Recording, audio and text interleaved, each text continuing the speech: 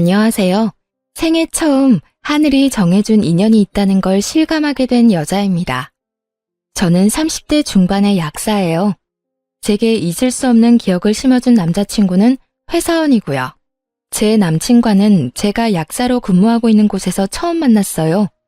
골골대며 약을 타러 온 모습이 꽤 기억에 남았어요. 그런데 그 후 출근 도장을 찍듯이 그리도 약국을 들리는 거예요.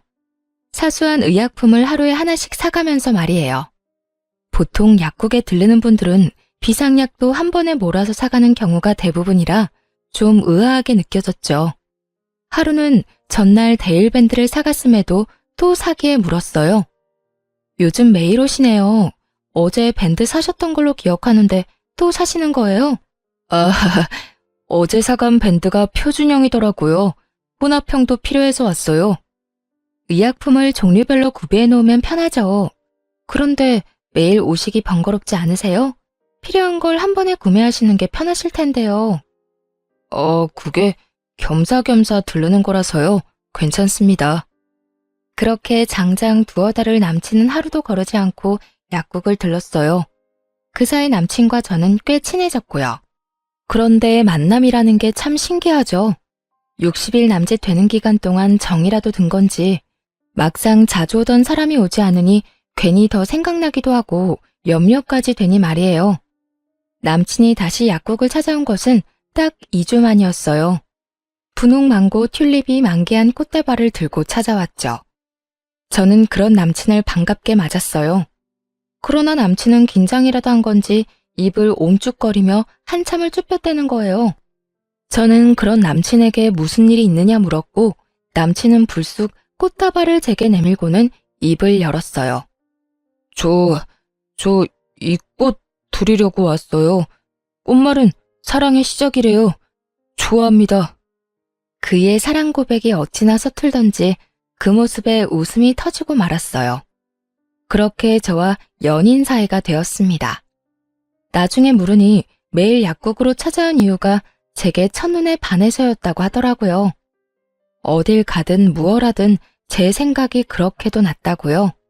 저를 보기 위한 수작이었던 거죠. 저는 그런 남친이 순수하게 느껴져 참 좋았어요. 우리는 3년이라는 꽤 긴 시간을 함께했죠. 하지만 연애할 당시 양가 부모님을 만나본 적은 없었어요. 어린 나이는 아니었지만 우리의 만남이 결혼을 전제로 한다는 게 어색하게 느껴지곤 했거든요.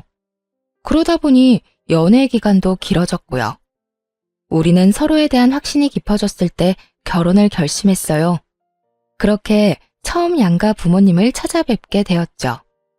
예비 시모는 처음 본 저를 무척이나 반겼어요. 어머, 아가씨가 다영이구나. 우리 아들이 입이 닳도록 자랑한 이유가 있었네. 감사합니다. 서다영이라고 해요. 어머님께서 정말 미인이세요. 우리는 첫 만남임에도 화기애애했어요. 남친이 외동이라 늘 딸이 있었으면 싶었다며 딸처럼 대하고 싶다고 먼저 말씀해 주셨죠. 거기다 제 직업이 약사라는 걸 아셨을 땐 물개박수를 치며 기뻐하셨어요. 정말 다영이 네 직업이 약사야? 웬일이야? 내 아들이 이렇게 효도를 하는구나. 나는 더 볼 것도 없다. 너는 결혼, 나는 무조건 찬성이야. 좋게 봐주셔서 감사합니다, 어머님. 엄마가 다영이를 마음에 쏙 들어할 줄 알았어. 예쁘지, 착하지, 똑똑하기까지 한데 싫어할 수가 없잖아. 그치, 엄마? 어머, 아들, 그걸 말이라고 해? 네가 아무리 내 아들이라도 너보다 더 자식 삼고 싶다, 얘. 하지만 예비 시부모의 마음에 들었다고 해서 모든 게 순조롭지는 못했어요. 제 뜻이면 무조건 믿고 지지해주던 제 부모님이 남친을 보더니 반대를 심하게 했거든요. 인생의 큰 결정을 섣불리 하면 안 된다며 저를 나무라기까지 했고요. 늘 저의 선택을 존중해줬던 분들이 제가 사랑하는 사람을 좋게 봐주지 않는 게 상처가 됐고 미웠어요. 하루는 화나는 마음에 도대체 뭐가 마음에 들지 않느냐며 따졌어요. 도대체 오빠의 어디가 마음에 안 드는 건데요? 항상 내 선택이 우선이라더니 왜 결혼은 안 된다고만 하시냐고요. 그 애는 말하는 투도 인상도 영 마음에 들지가 않아. 딱 너 고생시킬 남자라고. 아빠, 그런 핑계가 어디 있어요. 좋은 시선으로 바라봐주지도 않으면서 무턱대고 고생시킬 남자라니. 아빠가 오빠에 대해 뭘 알아요? 다영아, 엄마도 아빠와 같은 생각이야. 어떤 아이인지 잘은 모르지만 사람은 풍기는 분위기라는 게 있지 않니? 너와 그 아이는 맞지 않는 것 같아. 엄마까지 왜 이래요? 그냥 나 결혼시키기 싫어서 그러는 거 아니야? 타당한 이유도 없이 그냥 분위기 때문이라는 게 말이나 되냐고요. 그때 저는 콩깍지였던 건지 사람 볼 줄 몰랐던 건지 제 부모님의 말이 전혀 이해되지 않았어요. 아니, 이해하고 싶지 않았었죠. 그래서 꽤 오랫동안 고집을 부렸어요. 남친도 결혼 승낙을 받겠다며 자주 우리 부모님과 대면했고요. 그러는 동안 저는 부모님께 참 모진 말을 많이 했어요. 내 인생이야, 내 인생. 엄마 아빠가 대신 살아줄 거 아니잖아요. 그런데 왜 매번 안 된다고만 하는 건데? 내가 사랑하는 사람이고 내게 없어서는 안 될 사람이라니까? 이런 내 마음은 안중에도 없는 거야? 그게 자식을 위하는 부모가 맞는 거냐고. 도다용, 너 그게 무슨 말버릇이야? 이 세상에서 자식 위하지 않는 부모가 어딨니? 그렇게 모진 말까지 꼭 해야겠어? 그러니까 내가 행복하길 바라는 거면 제발 내 발목을 잡지 말아달라고요. 평생 그때 결혼하지 못한 걸 후회하고 반대했던 엄마 아빠를 원망하며 평생을 살길 바라는 건 아니잖아요. 그러니까 제발 허락해줘요, 응? 이렇게 제 목소리를 높일 때까지만 해도 제 선택은 늘 옳고 그렇기에 제 앞날은 탄탄대로일 줄 알았습니다. 그래서 반대하는 부모의 심중을 생각해보지 못했죠. 결국 부모님은 부모 자식 간의 관계가 어그러진 걸 더 두고 보지 못하고 마지못해 결혼 승낙을 해주었어요. 하지만 본격적으로 결혼 준비를 하면서부터 저를 고생시킬 남자라고 했던 그 말이 하나둘 이해가 가기 시작했어요. 양가 부모님께 결혼 승낙을 받은 후부터 저는 예비 시모와 정말 가깝게 지냈어요. 정확히는 예비 시모가 이제 며느리나 다름없다며 딸이 있으면 하고 싶었던 로망을 저와 함께 하려고 했었죠. 일이 바빴던 날엔 예비 시모를 만나는 게 힘에 부치기도 했지만 결혼 전부터 이미 시댁에 예쁨 받고 있다는 게 좋았어요. 그러니 제 부모와 함께하는 시간보다 예비 시모와 함께하는 시간이 많아져 갔죠. 남친은 자신의 부모님과 잘 지내주는 제게 고마워했어요. 그러나 제 부모님은 딸이 시집을 가면 출가 외인이라는데 시집 가기도 전부터 그런 것 같다며 서운해 하시더라고요. 그렇게 제 부모의 마음을 뒷전으로 한 채 시간은 빠르게도 흘렀어요. 본격적인 결혼 준비를 위해 상견례 날짜를 잡기 위해 예비시댁을 찾아갔고 예비 시모는 제 부모님에 대해 모르는 것이 너무 많다며 그제야 우리 부모님에 대해 물었어요. 네가 너무 마음에 들어 이제야 물어보네. 사돈댁 직업은 어떻게 되니? 무슨 일 하셔? 저희 부모님은 환경미화원이세요. 아, 환경미화원? 두 분 다 말이야? 예비 시모는 제 부모의 직업을 듣고는 적잖게 당황해서는 말까지 더듬으며 재차 확인하더군요. 제 부모 모두 같은 직종이라는 말을 듣고는 갑자기 바쁜 일이라도 생긴 것처럼 저를 급히 돌려보냈어요. 그리고 그 후부터 묘하게 예비 시모의 태도가 바뀌었죠. 전보다 연락도 뜸하고 만남도 갖지 않으려 했어요. 정확히는 저와 함께하는 시간을 불편해하는 듯 느껴졌죠. 하루는 제가 예비시댁에 들르게 되었어요. 평소라면 제가 찾아뵙는다고 하면 진수성찬을 차려주시던 예비 시모였는데 그날은 저더러 유명 초밥집에 가 포장을 해오라더군요. 그때까진 개의치 않았어요. 그런데 문제는 제가 집으로 돌아갈 때였어요. 저녁으로 먹고 나온 쓰레기며 다른 쓰레기까지 바리바리 챙겨 나오더니 불쑥 제게 내미는 겁니다. 예, 네가 좀 나가는 김에 좀 가지고 나가렴. 네가 먹은 거 네가 치우는 셈 치는 거니 불만 없지? 아, 네, 어려운 것도 아니니까요. 그래, 네 부모가 환경미화원이니까 너도 쓰레기는 잘 치우겠지. 저는 부모님 직업 운운하며 말하는데 기분이 팍 상했어요. 그래서 쓰레기를 받아들려던 손을 내렸죠. 그러자 예비 시모는 빨리 받으라는 듯 쓰레기를 살짝 흔들더군요. 저는 그런 모습조차 좋게 받아들여지지 않아 한마디 쏘았어요. 제 부모님 직업이랑 이게 무슨 상관이라고 그렇게 말씀하세요? 어머님은 그럼 환경미화원이 아니라서 쓰레기를 잘 못 버리시나요? 어머, 얘, 너 무슨 말이 그러니? 부모가 환경에 대한 생각이 남다를 테니 교육을 잘 받았을 거란 의미였던 것뿐인데 뭘 그렇게 예민하게 굴고 그래? 어머님, 죄송하지만 쓰레기는 어머님께서 버리시는 게 좋겠어요. 정시키고 싶으시면 오빠에게 부탁하시고요. 그럼 이만 가보겠습니다.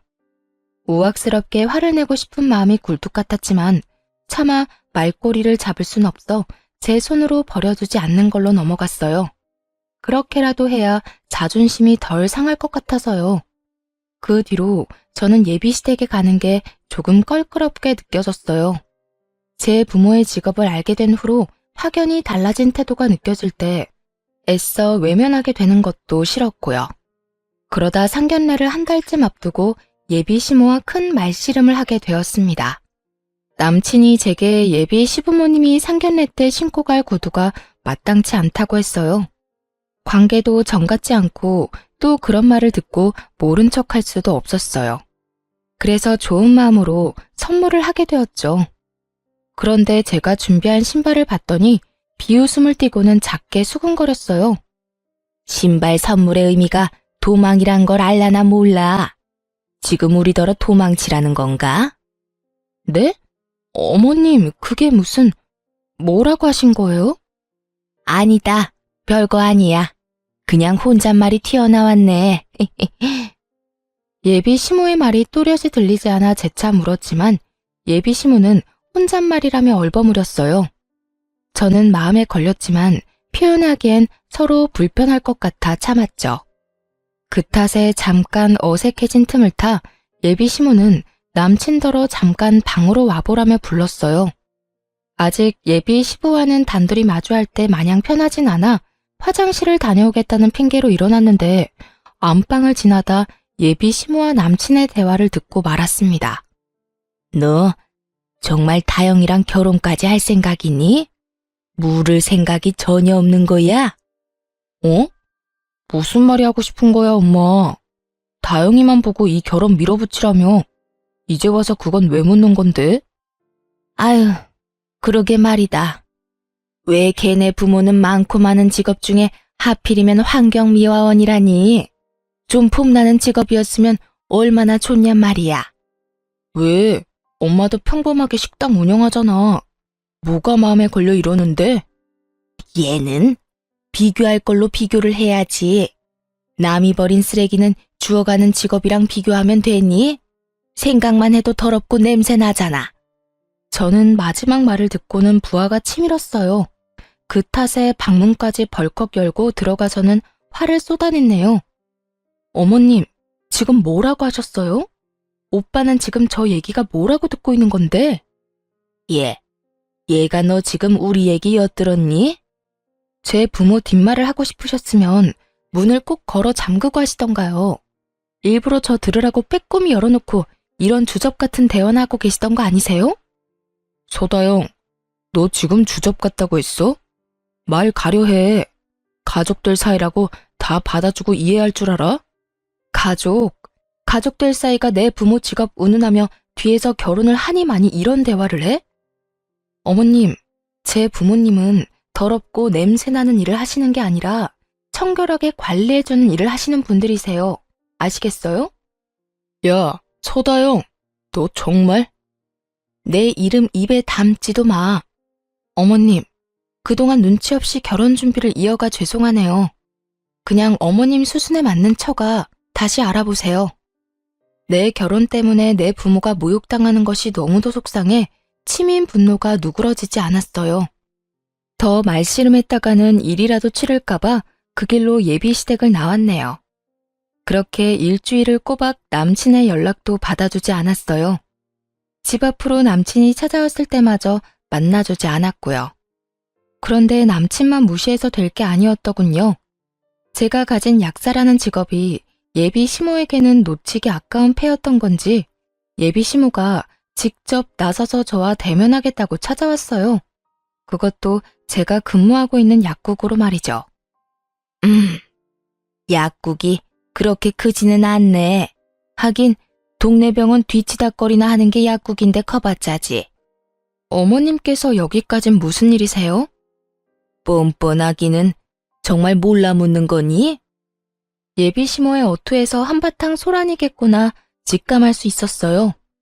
불행 중 다행인 건 약국의 주인이자 대표 약사인 사장님이 쉬는 날이라 밉볼 일은 덜했다는 거였죠. 거기다 갑자기 손님이 몰려 예비 시모를 응대하지 못했어요. 그러다 보니 신경이 쓰여 절로 긴장이 되더라고요. 그런 제 속을 알 리 없는 예비 시모는 역시나 자신을 투명인간 취급이라도 한다고 느꼈는지 손님이 있음에도 아랑곳하지 않고 제게 말을 걸어댔어요. 내가 여기까지 온 것도 짜증나는데 왜 왔냐고 묻는 거 말고 나는 채도 안 해? 어머님, 죄송하지만 지금 손님이 계시니 저와 대화가 필요해 오신 거라면 조금 기다려주세요. 뭐야? 지금 나더러 기다리라고 했어? 넌 뭐가 우선인 줄도 모르니? 아니면 대놓고 날 무시하려고 작정을 한 거야? 너 그 난리를 치고 가더니 이제 눈에 뵈는 게 없냐? 예비 시모는 내 말을 곡해하며 얼굴을 팍 구겼어요. 저는 터질 것 같은 감정을 누르며 손님의 약을 지어야 해 조제실로 들어가야 하니 기다려달라 부탁드린 거라고 차근히 설명한 뒤 카운터 자리를 잠시 비우게 되었어요. 그런데 예비 시모는 그것조차 못마땅한지 어찌나 꿍얼꿍얼댔는지 몰라요. 예비 시모 옆에 앉아있던 손님이 약을 타가실 때 오늘따라 유독 소란스럽다며 불편한 기색이 내비쳤어요. 저는 깊은 한숨을 애써 삼키며 약국까지 찾아온 이유에 대해 물었어요. 제게 하고 싶은 말씀이 뭔가요? 어떤 이야기를 하고 싶어서 여기까지 오신 건데요. 너야말로 그렇게 가버리고 나서 어떻게 내 아들을 그렇게도 모질게 무시를 해대니? 막말로 결혼을 전제로 한 만남은 어쩔 수 없는 거 아니야? 뭘 어쩔 수 없다는 거죠? 제 부모님 직업을 무시하는 거요? 상대편 부모의 직업을 살피고 고민해보는 건 너무도 당연한 수순일 뿐이야.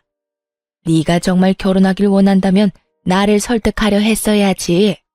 그렇게 화를 내고 휘ڭ하니 가면 되겠니? 넌 네 부모가 그딴 식으로 행동하라고 가르치디? 제 부모님의 직업이 결혼에 큰 걸림돌인 것처럼 말하는 그날이 떠올라 다시 우라가 치밀었어요. 거기다 제 행실을 지적하며 제가 큰 잘못이라도 한 듯 저를 나무라는 게 기가 찼어요. 결국 저는 욱하는 마음에 손님 없는 틈을 타 목소리를 높였네요. 제 행실이 어떤 게 잘못됐다는 건지 전 모르겠네요. 자기 부모 흉을 보는 사람 앞에서 속 좋게 웃는 사람도 있나요? 반대로 제 부모님께서 어머님이 식당 운영하신 걸 그깟 동네 장사나 한다며 업신여기면 참으실 수 있겠어요? 동네 장사? 너 지금 말 다 했니? 버르장머리하고는 네 부모 직업 마냥 너도 그렇게 싼티 내고 다니는 애였니? 응? 마음대로 생각하시고 그만 돌아가세요. 이 일로 더는 가타부타 하고 싶지도 않으니까요. 야, 너 정말 내가 우습냐? 나 네 시험이 될 사람이야. 내 앞에서 굽신거려도 모자랄 판에 뭐라고? 언성을 높이며 노발대발하는 예비 시모에게 돌아가라는 말을 마지막으로 아무 대꾸하지 않았어요. 더 상대하고 싶지 않았다는 말이 맞겠죠. 그런데 그 타이밍에 손님이 약국 안으로 들어왔고 예비 시모는 뭐가 그리 분한지 손님에게까지 저를 이상한 사람으로 만들더군요. 내가 저 약사 시모 될 사람이에요. 그런데 이것이 나랑 내 아들 앞에서 며칠 전에 바락바락 소리를 지르고 문을 박차고 나가는 겁니다. 오죽하면 내가 이렇게 일하는 곳까지 찾아왔겠어요. 결혼하면 이 드센 것한테 나나 내 아들이 잡아먹히는 거 아닌가 싶다니까요. 저 요망한 것을 내가 품어줄래도 저렇게 나를 세우니. 아, 그러시구나. 그런 대화가 오갈 때 손님이 몰리기 시작했어요. 그리고 예비시모는 오는 손님마다 붙잡고는 저런 말도 안 되는 소리를 하며 제 험담까지 얹더군요. 결국 저는 참지 못하고 당장 돌아가라 등 떠밀었어요. 그러자 예비시모는 내게 버럭 소리치며 성을 부렸죠. 이것이 정말 대화 좀 하자고 나를 무시하는 것도 모자라 어떻게 이리 매정하게 사람을 쫓아? 내가 너한테 이런 대우나 받자고 여기까지 찾아온 줄 알아? 아, 제가 일 끝나면 곧장 연락 드릴게요. 지금은 근무 중이니 사적으로 시간 낼 수 없으니까요. 저는 사적으로 시간을 빼 대우해 줄 수 없는 상황임을 차근히 설명하며 예비시모를 진정시키려고 해보았어요. 하지만 예비시모는 이미 기분이 상한 상태라 제 말을 들으려 하지 않았어요. 자신을 상대하고 싶지 않아 일 핑계를 댄다고 생각했죠. 네, 완전 틀린 생각은 아니었어요. 일을 그르치는 상황을 더 이어가고 싶지 않았으니까요. 예비시모는 쉽게 진정되지 않았고 제가 말을 얹을수록 더 흥분해서는 제게 삿대질까지 하며 다시는 안 볼 사이처럼 제게 난리쳤어요. 그 바람에 약국에 들렀던 손님들은 다 나가버렸고요. 예비시모는 카운터까지 들어와 저를 끌어내더니 제 가운을 잡아주고는 마구 흔들어댔어요. 때마침 위층에 있는 병원 식구들이 지나가지 않았더라면 정말 예비시모에게 머리채라도 잡혔을지 모를 일이었어요. 예비시모의 손에 나붓기는 중에 건물과 연결된 약국 후문으로 병원 식구들이 지나간 덕에 도움을 받을 수 있었죠. 예비시모의 소나기에서 잠시 벗어나게 되었을 때 제게 괜찮냐고 물으며 살피는 남자의사의 모습에 예비시모는 더 눈이 돌았고 결국 정신 나간 사람처럼 고래고래 소리를 치며 제 머리채를 낚아챘어요. 네가 내 아들과 연락 안 하는 동안 내 아들 놔두고 저놈한테 꼬리쳤다 이거지? 이런 불려우 같은 것. 이러니 상대를 하려면 그 집안을 보라고 하지. 이 난잡하고 천박한 년. 네 부모는 남이 버린 쓰레기나 주울 게 아니라 너를 주워다 처분했어야 했어. 그런 거 아니에요. 어머님, 제발 이것 좀 놓고 말씀하세요. 오해예요. 오해라고요. 아주머니, 그런 것 아니니까 고정하시고 약사님과 대화로 풀어가세요. 이런 식으로 행동하시면 서로에게 좋지 않습니다. 저는 괜한 소문으로 의사에게 피해를 끼칠까 염려되어 급히 예비시모에게 아니라고 소리쳤어요. 의사분도 자신으로 인해 오해가 깊어진 듯 했는지 예비시모를 말렸어요. 하지만 예비시모는 이미 자신의 생각이 맞다고 확신했는지 그 누구의 말도 들으려 하지 않았어요. 아니긴 뭐가 아니야. 의사 양반, 2년 부모가 환경미화원인 건 알고 만나나? 주제도 모르는 것이 꼬여낸다고 껌뻑 넘어간 거지? 끼리끼리 만나야 잘 산다는 말이 꼭 맞다 싶네. 네 집안과 우리 집안이 가족이 되는 게 가당키나 하니? 약사인 것 하나 믿고 볼품없는 집안 들이미는 뻔뻔한 것. 이참에 내 아들과 제대로 정리해. 깨끗이 끝내. 병원 식구들이 모두부터 예비시모와 저를 간신히 떨쳐냈어요. 예비시모의 손에는 제 머리카락이 한 움큼 쥐어 있더군요. 저는 창피함이 밀려와 눈물이 쏟아질 것 같은 걸 꾹 참았어요. 병원 식구들에게는 도와주어 고맙다는 인사를 한 뒤 돌려보냈어요. 그러고는 어깨까지 들썩이며 숨을 몰아쉬며 연신 저를 죽일 듯 노려보는 예비시모를 마주했죠. 네, 그런 걱정일랑 마세요. 저도 더는 싫네요. 어머님 아니, 아줌마 말대로 티끌만큼도 남김없이 깨끗이 관계 정리할 테니까요. 참, 기가 막혀서. 약사도 사자 직업이라고 여태 대접해줬더니 끝까지 기어오르는 것 좀 봐. 다시는 내 아들과 얽히지 마라. 내 눈에 띄었다간 그땐 머리채 정도로 안 끝날 줄 알아. 예비시모는 그렇게 엄포를 놓고는 돌아갔어요. 저는 그날 남친에게 다 끝났으니 다신 보지 말자고 했어요. 그러나 저와 전 예비시모가 대치했던 일에 대해 전혀 모르는 건지 제게 왜 이러는 거냐며 헤어질 수 없다고 제게 끈질기게도 연락을 하더군요. 소영아, 왜 자꾸 다 끝났다는 건데? 이제 상견례가 코앞인데 도대체 왜 그래? 우리 오늘 만나서 이야기해. 제발 좀 나 좀 만나주라, 응? 제 퇴근 시간에 맞춰 약국 앞으로 오겠다는 걸 간신히 말린 뒤 제 집 근처에서 전 남친을 만났어요. 아무것도 모르는 이 인간과 정리할 게 남았더라고요. 소영아, 나는 못 헤어져. 우리가 헤어질 이유가 없잖아. 모진 풍파도 나만 있으면 다 이겨낼 수 있다며. 그 말들은 진심이 아니라 하얀 거짓말. 뭐 그런 거였어? 그래, 내가 그런 말도 했었지. 그런데 오빠가 내겐 풍파고 오빠네 가족이 풍랑이야. 그게 무슨 말이야. 저번 일은 그냥 엄마가 마음이 복잡해서 했던 말. 대단한 가족이네 정말.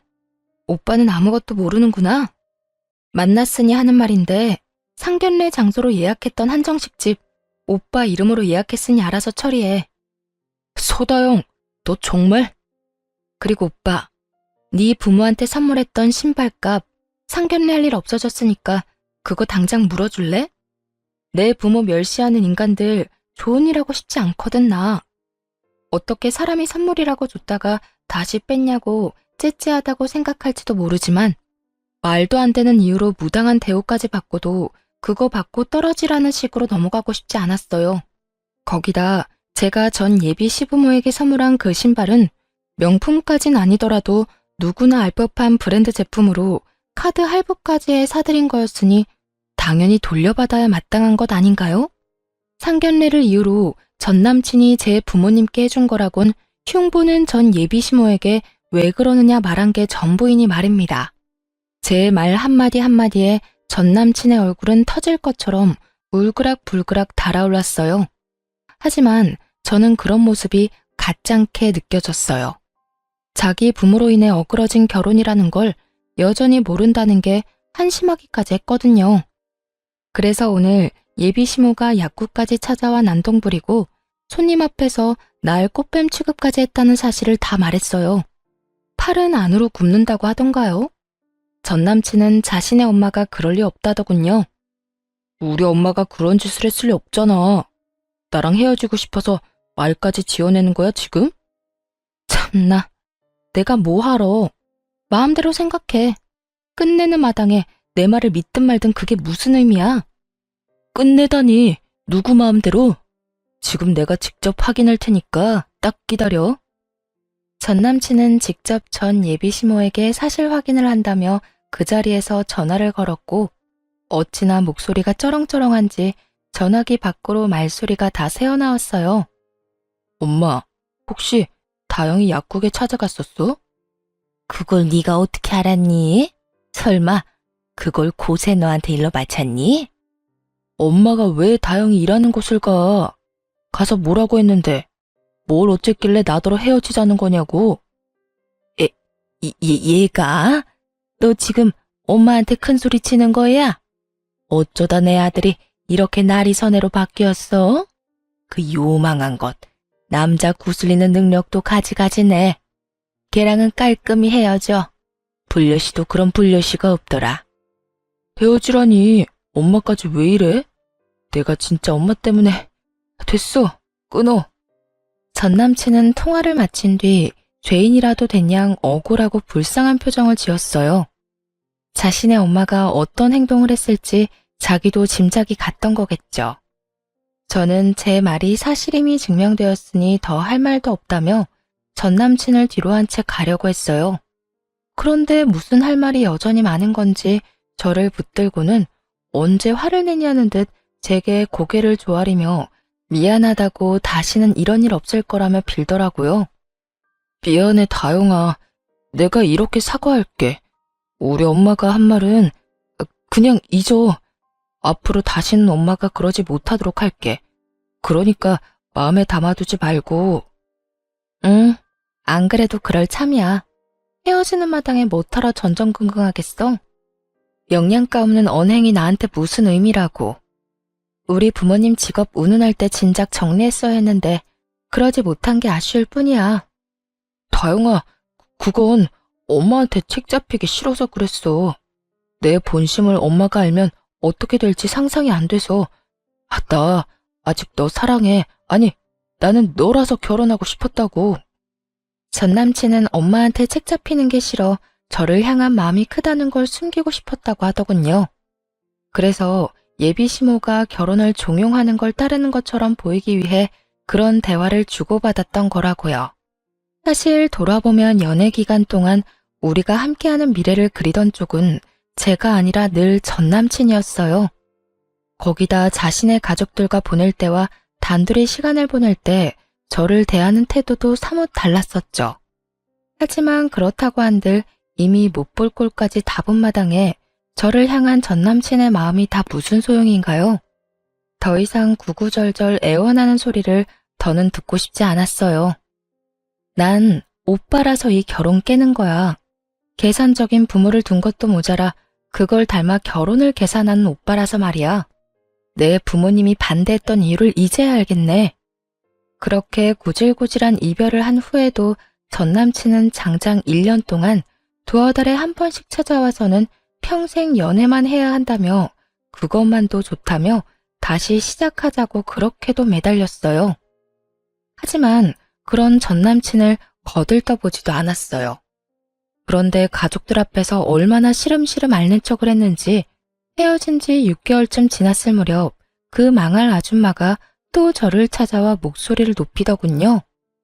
야, 너 내 아들을 어떻게 꼬셨길래 널 못 잊었다는 멍청한 소리나 하게 만들어? 그걸 왜 저한테 와서 물어요?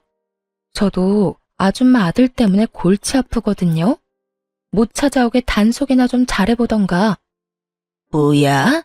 이 요망한, 하필이면 볼품없는 부모를 둔 너와 연애하는 바람에 너 같은 것을 닮아버려서 이 모양이 이 꼴이 난 거 아니야? 애초에 너랑 엮이지만 않았어도 이미 우리 수준에 맞는 며느리를 맞았을 텐데. 이 독약 같은 것, 이 징글맞은 것. 한참을 제게 모욕해대는 전 예비 시모를 두고 저는 전 남친에게 곧장 문자 한 통을 남겼습니다. 쇼하는 게 너로는 모자라디? 좋은 말 할 때 네 엄마 내 앞에서 치워? 그러는 사이 자신의 말을 듣는 신용도 하지 않는다고 얼굴에 핏대까지 세우고는 삿대질에 대며 노발대발했어요. 이 쌍스러운 것이 지금 내가 말하는데 너 뭐하니? 지금 날 마구 지저대는 개 취급이라도 하는 거야 뭐야? 잘 아시네요. 너무 시끄러워서 참을 수가 있어야죠. 곧 아줌마 아들 올 테니까 사이좋게 손잡고 돌아가시던가요. 제 말이 끝나기 무섭게 아줌마의 전화벨이 울렸어요. 아니나 다를까 쏜살같이 전 남친이 연락을 한 것이었죠. 핸드폰에 뜬 화면을 보고는 아연실색해서는 저를 한번 노려보고는 황급히 자리를 뜨더라고요.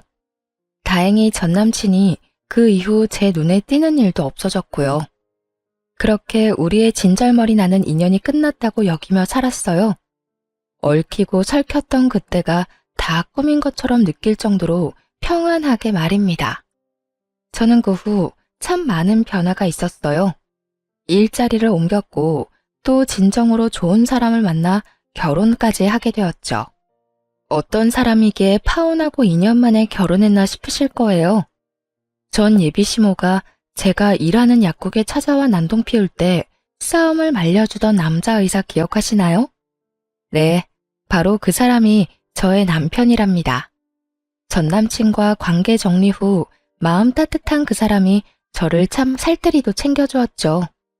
전 남친과 그의 가족들과는 달리 제 남편은 의사임에도 직업에 귀천을 따지지 않는 사람이에요. 그뿐일까요? 제 부모님의 직업을 훌륭하다 인정하고 존경하는 마음으로 대해주는 멋진 사람이죠. 이러니 제가 반하지 않을 수 있겠어요? 길지 않은 연애 기간에도 불구하고 저와 제 남편은 하늘이 정해준 운명의 실처럼 서로를 당겼고 그렇게 부부가 되었어요. 우리 부부는 대출도 없이 40평대 신축 아파트를 신혼집으로 정했어요. 그곳에서 깨가 쏟아지는 신혼을 보냈죠. 그렇게 행복한 날들을 보낸 지 넉 달쯤 됐을까요? 낯익은 한 나이든 여자가 엘리베이터를 열심히도 닫고 있더군요. 거울에 비친 그 여자의 얼굴을 본 순간 저는 소스라치게 놀랐어요. 그 여자는 저를 보고는 얼굴색이 파랗게 질렸을 정도였고요. 저와 만으로 2년 만에 마주치게 된 그 여자는 저와 하마터면 가족으로 지저분하게도 얽힐 뻔한 전 남친 엄마였어요. 아줌마가 여긴 어떻게... 너, 네가 여긴 왜 있니? 이런 좋은 아파트에 무슨 볼일이 있다고 발을 다들여?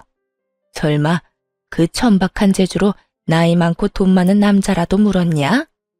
정말 여전하시네요. 천박한 건 제가 아니라 아줌마 입인 것 같은데요. 후회할 일 겪고 싶지 않으면 말 조심하세요. 네가 뭔데 말 조심을 하란 말아야?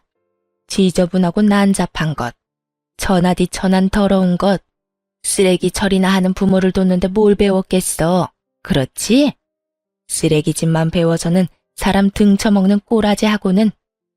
전 예비시모는 변함없이 저와 제 부모님을 모욕하더군요. 제가 무슨 몸을 함부로 굴리는 사람처럼 표현하며 말입니다. 이런 금 높은 아파트에 존벌레 같은 네가 웬 말이니? 이곳엔 양심껏 발도 들이지 마. 집값 떨어질라. 브이, 브이. 저를 벌레 취급까지 하는 전 예비시모의 태도가 기가 찼습니다. 누가 보면 자기가 이 아파트에 사는 주민인 줄 알겠더라니까요. 저는 그런 전 예비시모에게 여유롭게 웃어 보이며 가방에서 지갑을 꺼내 명함 2장을 내밀었네요. 재밌네요. 그 걸레나 내려놓고 말하세요. 우리 아파트 청소하다 결리고 쑤시면 들르세요. 제 남편이 능력 좋은 의사라 정말 잘 보거든요. 뭐야? 니까짓 게 무슨 능력으로 의사랑 결혼을 해? 궁하디 궁한 집안 뭐 볼 게 있다고. 나이든 노땅이나 꼬셔서 팔자 펴보려고 발악을 하는구나. 추잡하게 살지 마렴. 보기 안쓰럽게 왜 그러니? 그 아줌마는 어떤 멀쩡한 의사가 저와 결혼하겠냐며 무슨 꿍꿍이가 있는 건 아닌지 잘 알아보라는 말까지 하며 무시란 무시는 다 하고 엘리베이터에서 내렸어요. 뭐가 그리 기분 좋은지 엉덩이까지 살랑살랑 흔들며 가더군요. 하지만 그렇게 말하고도 정말 제가 멀끔한 의사와 결혼이라도 한 건지 확인하고 싶었던가 봐요. 며칠 뒤 정말 제 남편의 병원에 찾아온 겁니다. 결혼하면서 남편이 병원을 옮겼는데 그때 제가 남편의 병원 바로 옆으로 제 이름을 건 약국을 차리게 되었어요.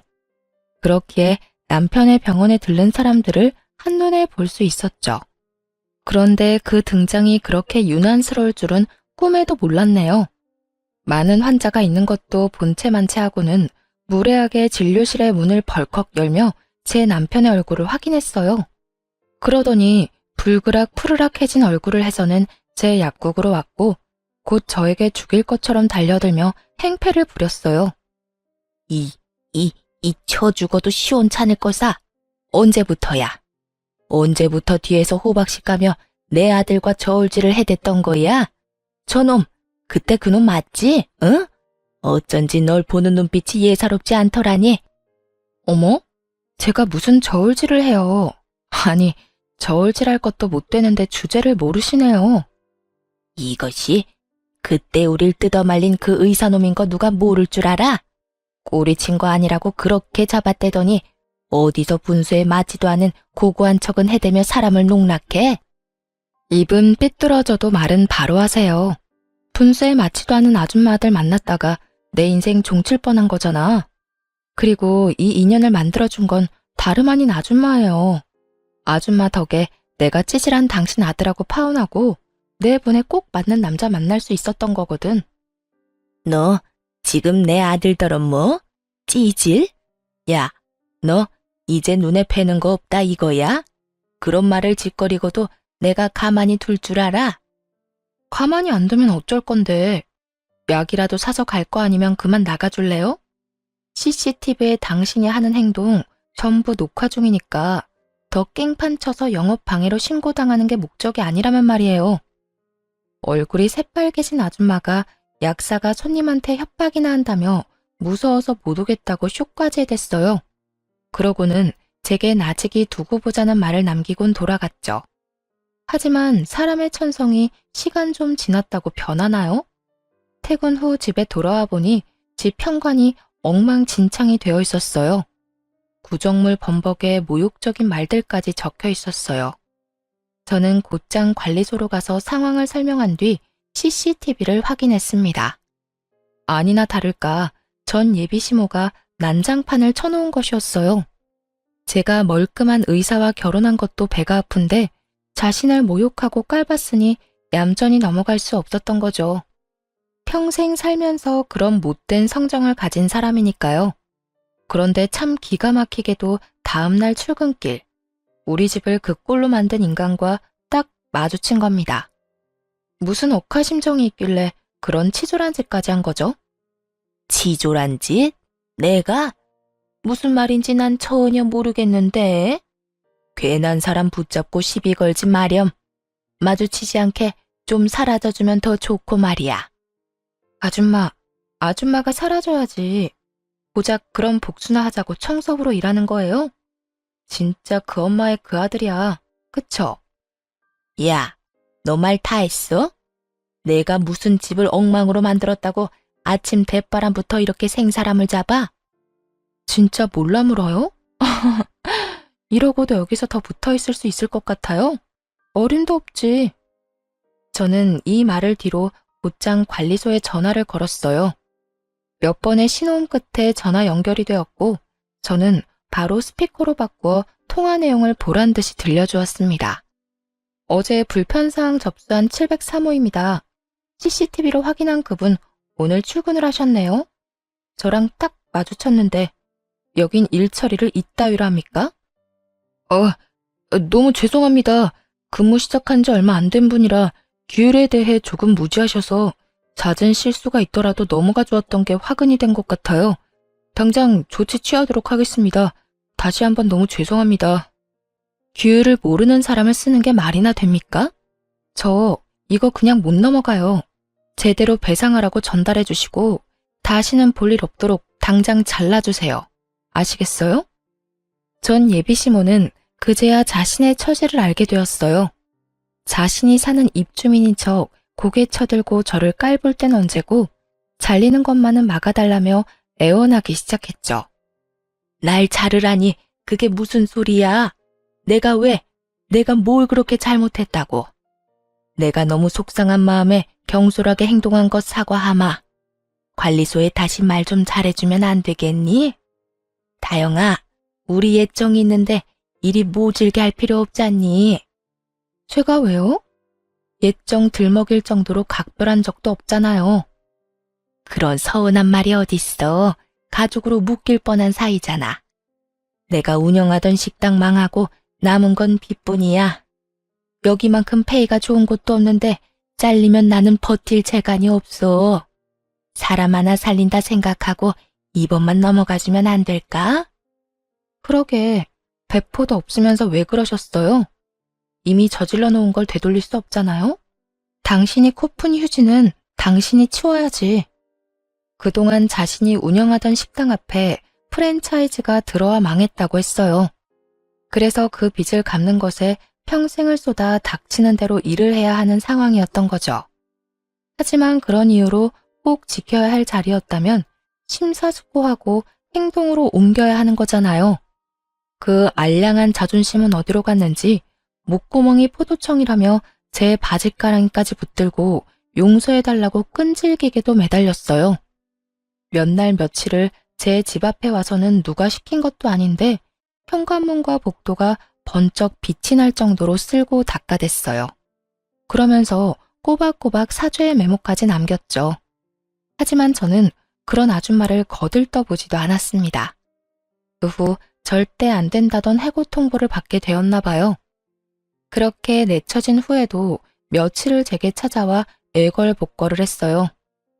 그러면 안 됐는데 내가 미련하게도 일을 저지르고 알게 되었단다. 다영아, 미안하다. 다시 일하게만 해주면 내가 뭐든 하마. 평생 감사하는 마음으로 살 테니 좀 도와주렴. 저더러 집안 수준 운운하며 싫다고 할 땐 언제고 이제와 그런 제게 아쉬운 소리를 하는 꼴이라니. 아줌마가 봐도 참 황당하지 않아요? 아줌마 사정이야 어떻게 됐든 그건 제 알 바 아니잖아요. 아들 자존심까지 어그러뜨리고 망신 주고 싶은 거 아니면 작작하세요. 아니면 당신이 나한테 해코지했던 증거 영상들 당신 가족들에게 폭로하는 건 물론이고 법정에서까지 마주하게 될 줄 알아요? 이렇게까지 모질게 하고 나서야 더는 절 찾아오지 않았어요. 자신이 망한 것만으로도 가족들에게 짐이 되었는데 더 큰 짐을 안겨줄 수는 없었던 거죠. 그 후로 한참 후에 집으로 우편이 하나 왔어요. 그 우편에는 자신이 잃은 일자리에 대해 손해배상 청구를 하고 싶었지만 예정을 생각해 봐주겠다는 내용이 담겨 있었어요. 네, 그렇게 봐달라며 빌던 게 진심이 아니었던 거예요. 끝까지 그 알량하고 볼품없는 자존심을 지키고 싶었던 듯해요. 저는 그 우편을 사정없이 찢은 후 쓰레기통에 버렸네요. 운명이라는 게 그리고 인연이라는 게 참 신기해요. 이어질 사람은 우연으로라도 만남을 이어가게 되고 어그러질 관계는 어떻게 얽혀도 모진 끝을 맞이하게 되니 말입니다. 전 남친이 제 운명이라 믿었던 그 시절이 실은 진정한 운명인 지금의 제 남편을 만나기 위한 시련이었던 게 아닐까 하는 생각이 드네요. 그렇게 저는 예나 지금이나 미운 마음을 간직하진 않습니다. 다만 저를 미워하는 그 사람들이 마음을 비우고 자신의 인생에 집중하여 잘 살길 바랄 뿐이에요. 누군가를 미워하며 살다 가기엔 삶이 너무 가엾잖아요. 참, 환경미화원이신 제 부모님은 여전히 자부심을 가지고 일하고 계셔요. 제 남편은 그런 부모님의 건강을 살뜰히도 챙기고요. 온전히 저와 제 가족에게 열심을 다하며 사는 지금, 저의 오늘도 그리고 앞으로의 미래도 탄탄대로이지 않을까 늘 생각해요. 제 남편과 함께라면 어떤 역경도 잘 이겨낼 자신이 있거든요.